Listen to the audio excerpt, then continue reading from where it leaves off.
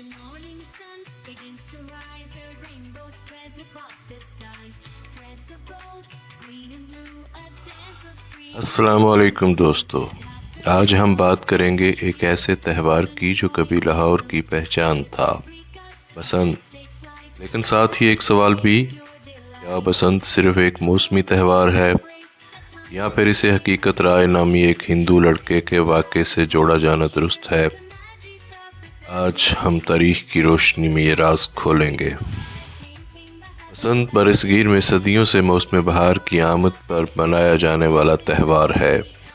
لاہور میں بسنت کا مطلب تھا زرد کپڑے، چھتوں پر پتنگ بازی، ڈول کی تھاپ اور ہر طرف پو کاٹا کی آواز۔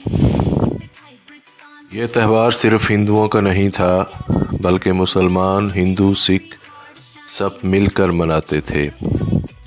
یہ مذہبی سے زیادہ ثقافتی اور موسمی تہوار تھا۔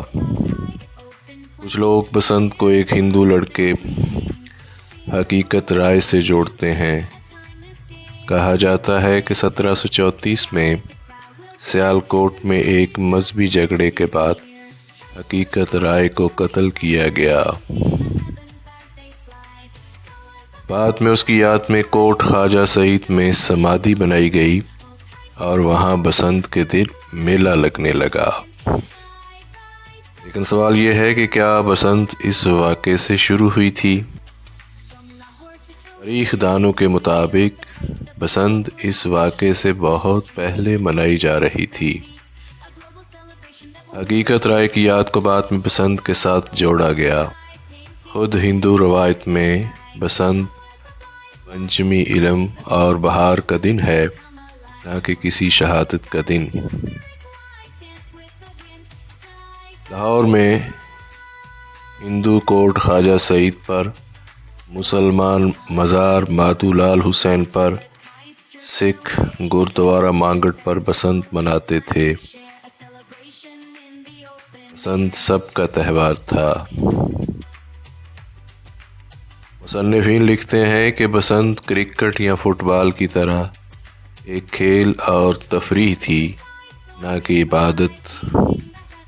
ہزاروں لوگ صرف خوشی منانے آتے تھے، نہ کہ مذہبی رسم کے لیے۔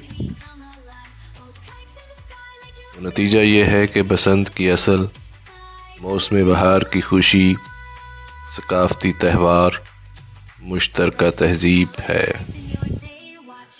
حقیقت رائے کا واقعہ بعد میں اس سے جوڑا گیا، لیکن بسنت کی بنیاد نہیں تھا۔ بسنت کو صرف ہندو تہوار کہنا تاریخی طور پر درست نہیں۔ یہ برصغیر کی ملی جلی تہذیب کی علامت تھا۔ اگر آپ چاہتے ہیں کہ بسنت جیسے تہوار نفرت نہیں بلکہ ثقافت کی علامت بنے، تو اس ویڈیو کو شیئر کریں اور اپنی رائے کا اظہار کریں۔ اللہ حافظ۔